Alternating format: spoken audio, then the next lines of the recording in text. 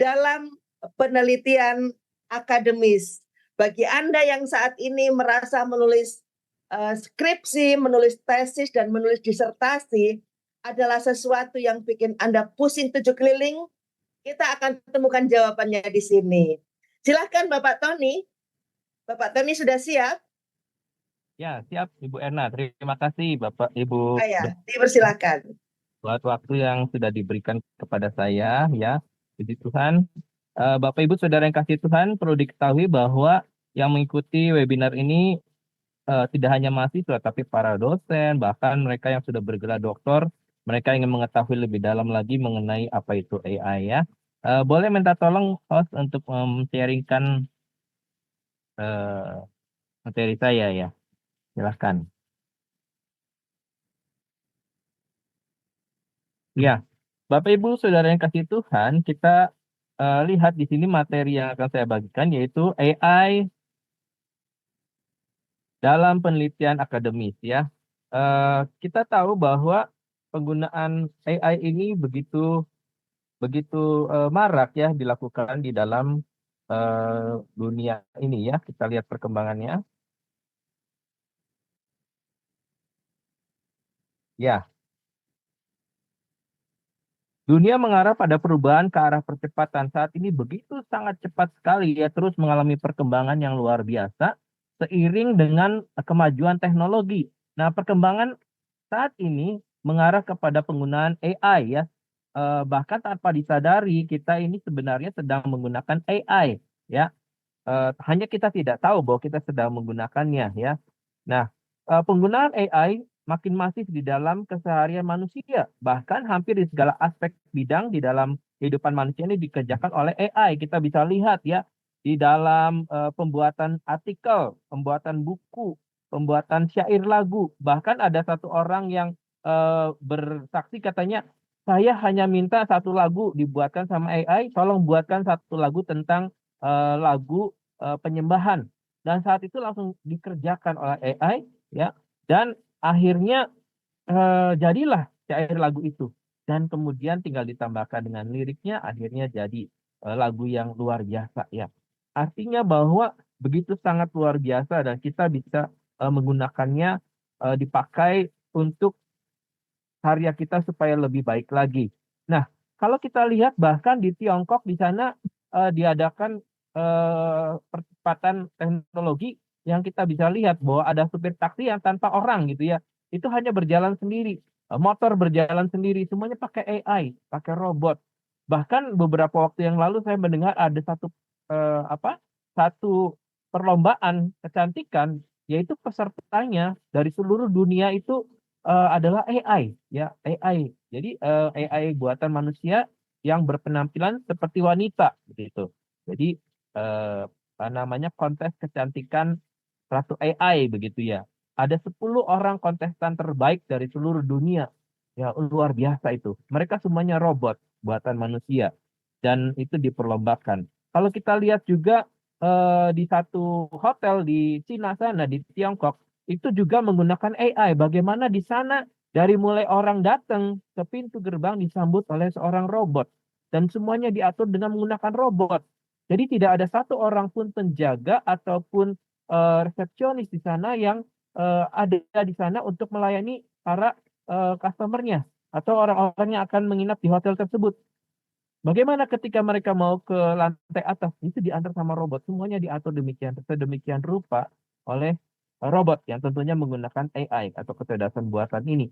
Dan kita lihat bahwa ada banyak hal yang dipakai di dalam kehidupan saat ini, hampir ya semuanya menggunakan AI. Hanya ada beberapa hal yang tidak digunakan oleh AI ya, yaitu bahwa mereka tidak memiliki perasaan, ya tidak punya perasaan. Jadi mereka ya mengikuti program yang sudah diprogram oleh hitungannya, karena mereka tidak memiliki perasaan, tidak memiliki rasa senang dan sebagainya, itu tidak ada ya. Itu kelemahannya. Nah, kita lihat di sini bahwa sebelum kita masuk ke bagian selanjutnya, di sini ada pengertian penelitian akademis. Apa itu penelitian akademis? Kalau kita masuk ke dalam penelitian akademis ya, penelitian akademis adalah suatu penelitian yang diadakan oleh para peneliti, mahasiswa maupun para dosen. Ya, itu penelitian baik di lapangan maupun di dalam dunia pendidikan itu, di sekolah itu sendiri ya, diadakan penelitiannya. Nah, dalam dunia akademis, penulisan artikel ilmiah adalah salah satu cara utama untuk berbagi pengetahuan dan hasil penelitiannya. Nah, jadi mereka berbagi dengan hasil penelitiannya dalam bentuk tulisan ilmiah mereka. Nah, artikel ilmiah memiliki ciri-ciri seperti objektif. Jadi, artikel ilmiah itu yang kita akan buat yaitu bersikap atau bersifat objektif, rasional, kritis, jujur, lugas, dan menggunakan bahasa yang formal, bukan bahasa informal atau bukan bahasa gaul. Nah, kemudian juga bahwa struktur umum artikel ilmiah meliputi judul artikel, kemudian nama penulisnya, abstrak, pendahuluan, metode penelitiannya bagaimana, hasil penelitian, diskusi, kesimpulan, dan juga daftar pustakanya menggunakan referensi dari mana. Nah, jenis-jenis penelitian akademis seperti kita ketahui, kalau Bapak Ibu yang berasal dari dunia akademis ya, apakah para dosen ya, kemudian juga para peneliti yang tentunya mungkin juga para dosen juga, mahasiswa itu sering kali berhubungan dengan penelitian akademis ini. Nah, apa saja jenis-jenisnya? Jenis-jenis penelitian akademis di dalam dunia pendidikan yaitu bahwa ya boleh dilanjutkan ya di dalam dunia akademis yaitu yang pertama adalah makalah. Makalah ini pertama kali mahasiswa masuk ke semester 1 itu diajarkan bagaimana cara membuat makalah ya. Mahasiswa diajarkan supaya membuat tugas berupa makalah. Saya mengajar di SMT Karisma membuat mengajar salah satunya bahasa Indonesia. Jadi saya mengajarkan mereka bagaimana membuat laporan baca. Nah, secara khusus membuat makalah, kemudian membuat jurnal, sampai membuat sebuah skripsi atau penelitian ilmiah itu seperti apa. Jadi saya ajarkan ya di situ awalnya. Makalah itu apa sih? Makalah adalah tugas ya di dalam perkuliahan yang harus dikerjakan oleh mahasiswa yang belajar secara online ataupun onsite pada umumnya diberikan tugas untuk membuat makalah. Makalah ini merupakan keharusan. Namanya mahasiswa, pasti dia akan berhubungan dengan makalah ya.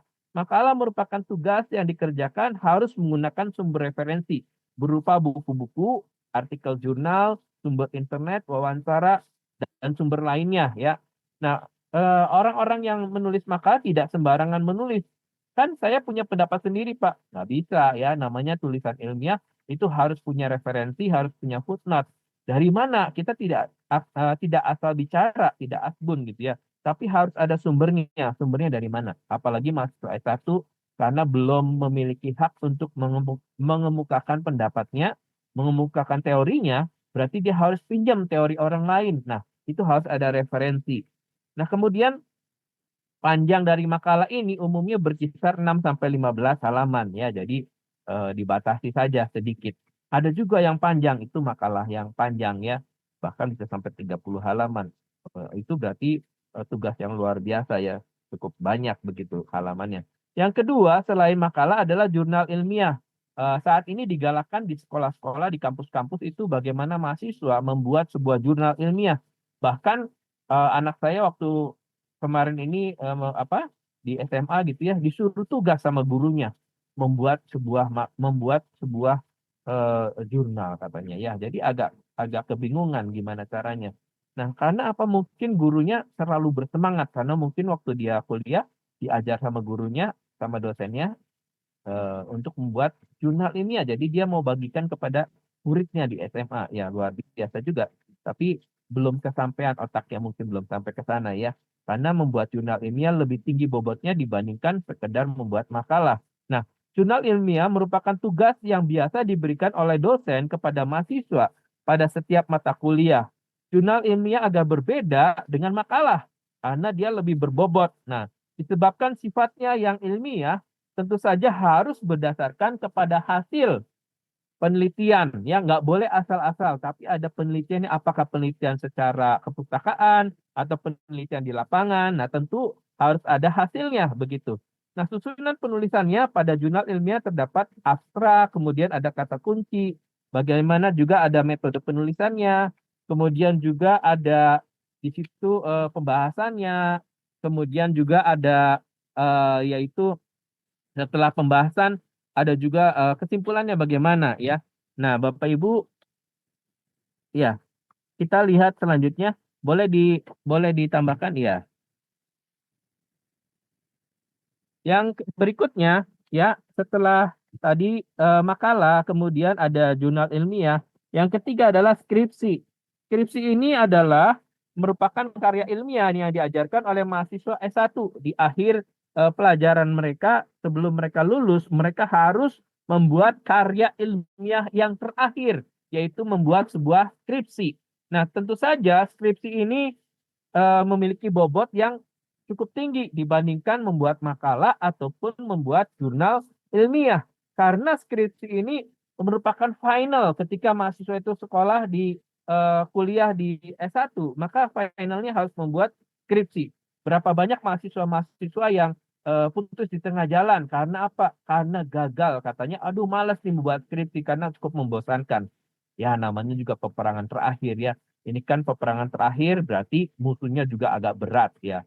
Ada satu orang teman saya itu dia sedang mengerjakan skripsi, tapi dia katakan, udah saya menyerah aja, saya nggak mau lanjutkan kuliahnya, cukup D3, nggak mengerjakan skripsi. Akhirnya apa? Ya di wisuda tetap ya, di wisuda tapi tidak punya gelar, sayang sekali Bapak Ibu. Ya, jadi kalau kita sudah mencapai tahap untuk membuat skripsi, jangan mundur. Tetap kerjakan sampai selesai supaya kita dapat eh, hasil akhirnya dan mendapatkan gelar sarjana tentu saja. Bukan berarti kita gila dengan jabatan atau kita haus dengan banyak gelarnya berderet. Bukan Bapak Ibu. Tapi memang kita kewajibannya harus menyelesaikan skripsi itu supaya kita dapat gelar. Ya, gelar itu penting saat ini. Kalau Bapak Ibu bekerja dimanapun, itu harus ada persyaratannya minimal sarjana, ya. Ya, meskipun kadangkala sarjana saat ini ada juga yang tidak menguasai bidangnya, ya. Karena mungkin semuanya dikerjakan oleh orang lain. Tapi yang dimaksud di sini adalah kita harus mengerjakannya juga dengan sungguh-sungguh begitu ya, sampai kita bisa memperoleh hasil yang maksimal. Sehingga ketika kita lulus kita boleh berkata, aduh puji Tuhan boleh selesai nih skripsinya ya. Jadi jangan putus di tengah jalan. Nah, panjang daripada skripsi ini ya itu 70 sampai 90 halaman ya. Biasanya referensinya ada 40 buah ya. Beberapa waktu yang lalu saya menguji skripsi mahasiswa, ternyata dia nggak tahu apa-apa karena mungkin tulisannya dibuat sama orang lain, jadi dia agak bingung. Dan ada beberapa kata-kata yang harusnya tidak dicantumkan di sana. Karena di dalam kita kan eh, teologi Kristen begitu ya, tapi ada kata-kata yang bukan teologi Kristen di situ. Jadi agak curiga ini jangan-jangan mengutip dari pendapatnya siapa ini dari di luar Kristen begitu ya. Jadi ya dikoreksi sedikit diganti begitu. Nah, cenderung lebih banyak mengutip dari karya atau pendapat orang lain terhadap suatu pembahasan. Jadi ketika ada satu pembahasan misalnya tentang perceraian boleh atau tidak bercerai, bukan hanya sekedar boleh atau tidak, tapi di situ dikasih pendapat komentar dari para ahli, bukan komentar daripada si penulisnya sendiri, si peneliti itu, tapi pendapat para ahli karena masih jenjangnya S1 ya begitu. Yang kedua, yang berikutnya yang keempat adalah tesis. Setelah skripsi naik ke level S2 ini, tesis. Yaitu setiap orang yang mengikuti perkuliahan jenjang S2, dia wajib mengerjakan tesis, Bapak Ibu. Tesis ini sifatnya lebih mendalam dibandingkan hanya sekedar skripsi. Kalau skripsi mungkin banyaknya teori-teori, apa kata orang, apa kata para ahli. Tapi tesis ini lebih dalam lagi, ya agak mendalam. Boleh ditampilkan ada tesis ya untuk slide-nya ya. Nah, kemudian tingkat keilmiahannya ini jauh lebih dalam. Berkisar ketebalannya cukup tebal ya dibandingkan yang tadi ya. Ini sekitar bisa sampai 90 halaman, mungkin lebih, ada yang sampai 100 lebih karena ada pendahuluan dan sebagainya. Jadi cukup panjang. Nah, kemudian eh, dia ini referensinya lebih banyak lagi. Lebih banyak mungkin 70 buku, 90 buku. Disarankan ya memang ada jurnal yang banyak di situ dimasukkan gitu. Kemudian yang ketiga, yang berikutnya yang kelima disertasi. Nah, disertasi ini jauh lebih sulit dibandingkan skripsi ataupun tesis Bapak Ibu. Karena di sini adalah tugas akhir dari mahasiswa yang bergelar doktor. Untuk mengambil doktor tidak gampang, bukan hanya 2 tahun Bapak Ibu, tapi ini ya kadang 3 tahun ya, bahkan ada yang lebih dari itu karena penelitiannya cukup lama Bapak Ibu. Saya pernah waktu itu meneliti tentang kepemimpinan hamba di pejabat GBI. Ya, saya sebarkan itu di 9 BPD. Jadi Indonesia dibagi Indonesia bagian barat, tengah, dan timur. Kemudian satu bagian Indonesia bagian barat itu dibagi dalam 3 BPD. Satu BPD itu tiga gereja yang berbeda, 3 kota yang berbeda, satu kota 3 gereja yang berbeda. Jadi cukup banyak itu disebar dari Aceh sampai ke Papua kirim.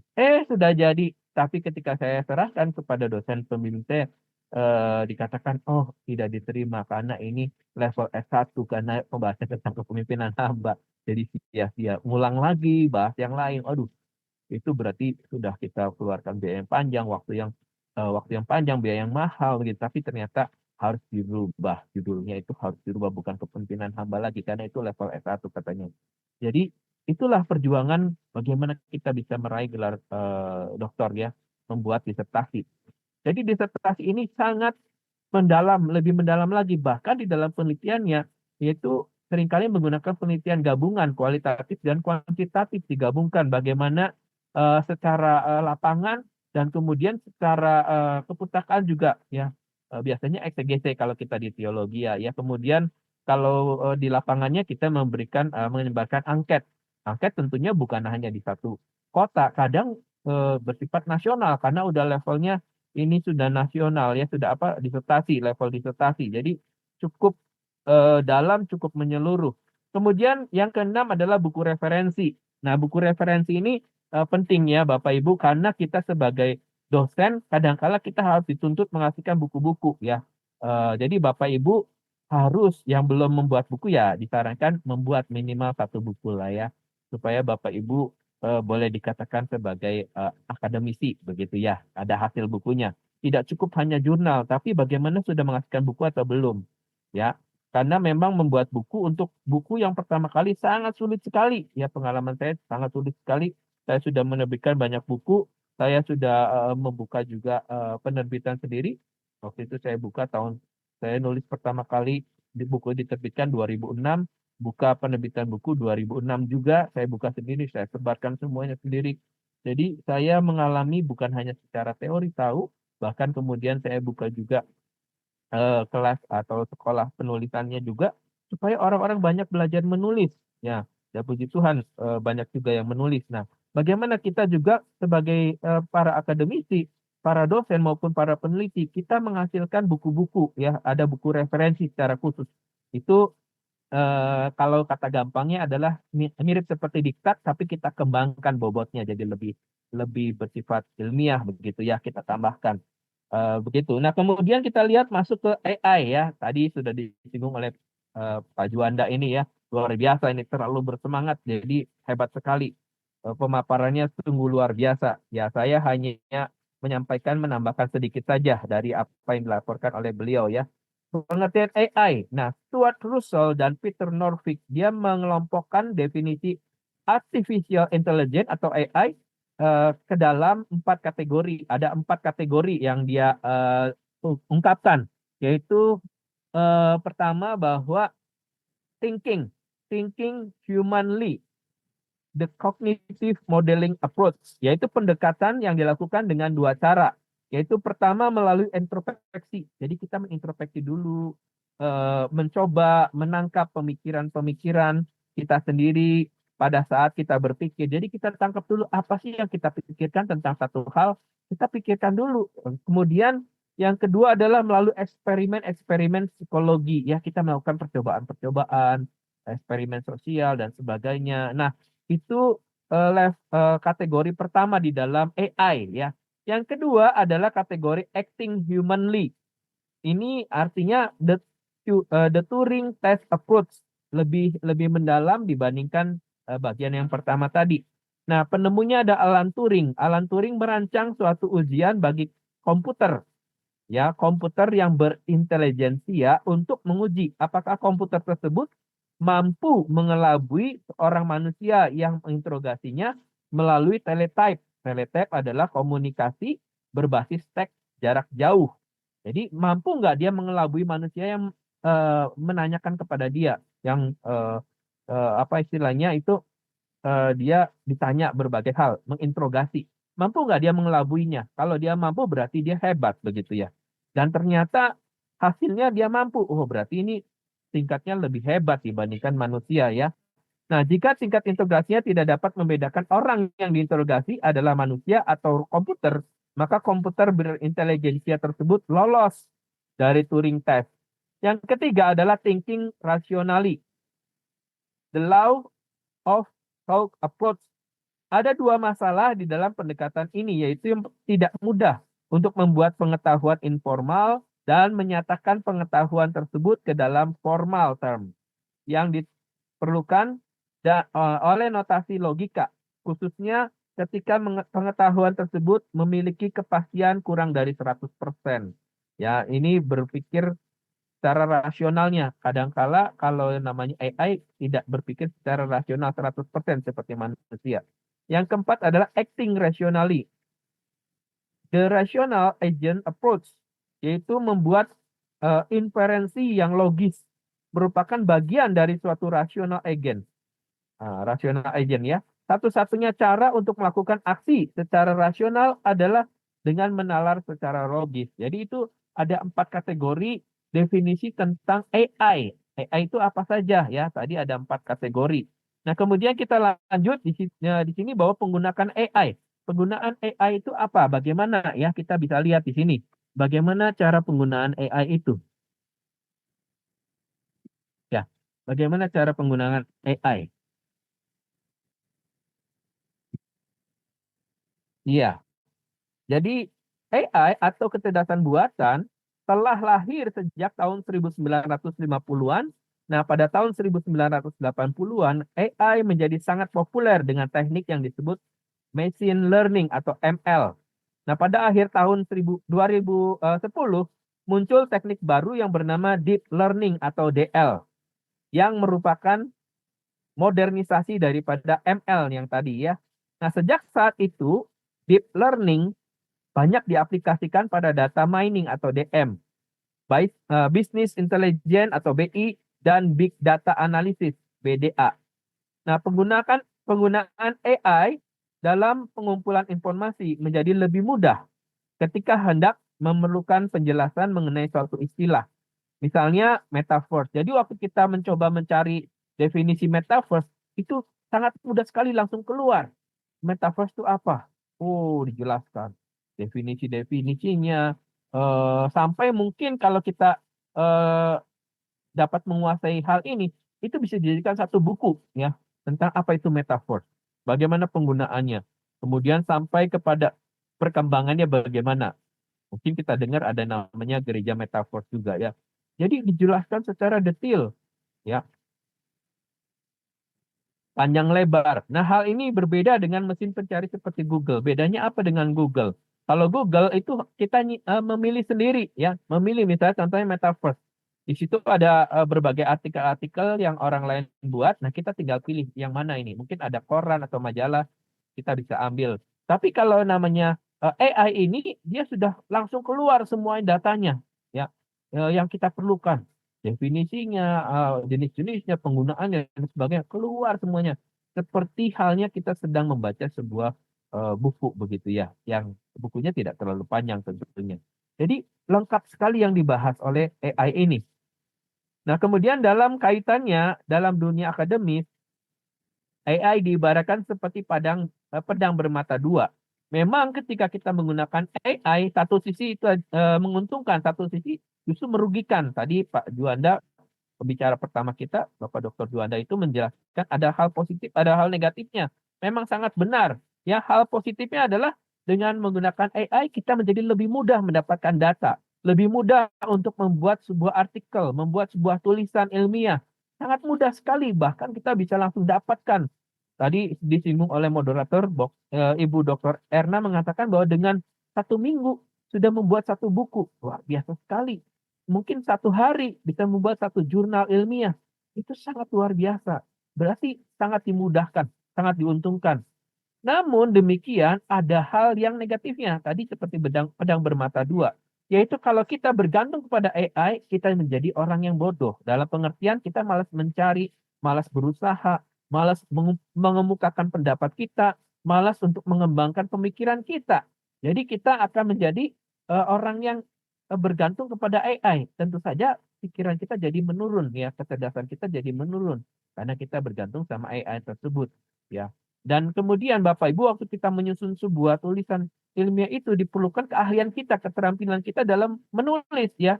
Tidak hanya kita tidak hanya kita minta bantuan kepada AI, tapi bagaimana kita bisa merangkumnya, memparafrasenya, membuat menjadi jauh lebih baik dibandingkan hasil yang ditonjolkan atau diberikan oleh AI itu sendiri. Jadi kita yang merangkai sendiri, kita sendiri yang merangkumnya, membuat menjadi jauh lebih baik dari sebelumnya. Nah, Mohon izin Pak, waktunya kurang 2 menit. iya, terima kasih Bu. Ya, jadi AI digunakan dalam penelitian akademis, yaitu kita lihat di sini bahwa dapat mengidentifikasi tren penelitian, menganalisis data secara mendalam, kemudian membantu dalam pembuatan kesimpulan berdasarkan data yang tersedia. Jadi dengan menggunakan AI ini kita menjadi lebih mudah, ya, dipermudah, dibuat kesimpulan dan sebagainya. Kemudian kita juga eh, dibantu dengan pengecekan data, tata bahasa, ejaan, format penulisan, dan sebagainya. Nah, saya mau loncat saja, aplikasi apa saja yang berbasis AI. Ada banyak aplikasi, ya. Ada 108 tools kurang lebih, ya, yang menggunakan AI. Nah, saya hanya bagikan di sini ada sekitar 4 saja, ya, karena waktunya terbatas. Yang pertama adalah ChatGPT. Tadi sudah dijelaskan juga ada ChatGPT. Bagaimana dengan ChatGPT kita bisa menyusun sebuah khotbah begitu, ya, ada kerangkanya dan apa saja yang mau dijelaskan di sana. Bagaimana kita bisa membuat apa namanya template untuk PPTX, ya, eh, PowerPoint begitu. Jadi ChatGPT ini sangat membantu kita. Anda bisa dapatkan itu di https chat.openai, ya, .com. Kemudian ada yang kedua namanya Research Rabbit. Research Rabbit merupakan aplikasi yang digunakan untuk melakukan studi literatur dengan mencari paper beserta kutipannya dan paper lain yang mengutip paper tersebut. Jadi kalau kita pakai aplikasi yang namanya Research Rabbit, kita bisa dapatkan tulisan itu berdasarkan juga kutipan-kutipannya dan dia kutip dari mana. Kemudian paper mana saja yang mengutip dia. Kita bisa dapatkan secara banyak di situ, ya, secara lebih baik lagi. Yang ketiga adalah Paraphrase Tools. Paraphrase Tools adalah sebuah aplikasi yang dapat digunakan untuk melakukan beberapa pekerjaan dalam penulisan artikel. Aplikasi ini memberikan fasilitas membuat paragraf berdasarkan beberapa kata kunci. Waktu kita mau buat satu paragraf, tinggal kita tulis kata misalnya iman, maka akan menulis itu, akan tersusun satu paragraf. Mengukur tingkat plagiasi sebuah artikel, menerjemahkan suatu artikel ke dalam bahasa lain. Jadi kalau Bapak Ibu mau buat dalam bahasa Inggris sangat mudah sekarang, nggak perlu harus mahir bahasa Inggris, ya. Kemudian yang keempat yaitu Scholarly. Scholarly. Scholarly adalah aplikasi berbasis web yang digunakan untuk meringkas paper sehingga dapat mempercepat pemahaman bagi pembacanya. Jadi kalau kita mau tahu ringkasan daripada paper itu, kita tinggal pakai aplikasi ini, Scholarly namanya. Jadi kita bisa tahu isinya apa. Paper yang akan diringkas dapat berupa file PDF, ya. Tapi umumnya yang lebih mudah file berbentuk Word supaya lebih gampang kita memprosesnya. Saya rasa cukup sekian saja Bapak Ibu Saudara kasih Tuhan. Nanti akan ada sesi-sesi berikutnya. Saya kembalikan kepada Ibu Dr. Erna sebagai moderator. Terima kasih, Tuhan berkati. Baik, terima kasih Tuhan berkati Bapak Tony. Luar biasa, ya. Jadi hari ini kita mendapatkan banyak hal. Dan ini adalah sesuatu yang mungkin kita tidak akan dapatkan di tempat yang lain. Aspiki memang luar biasa. Nah, setelah kita belajar banyak, mulai dari sesi 1, sesi 2, sesi 3, kali ini Bapak Ibu akan diberikan door prize. Tapi sebelum kita dapat door prize dari makanan kesehatan, maka kita berikan waktu dulu untuk yang mensponsori door prize-nya.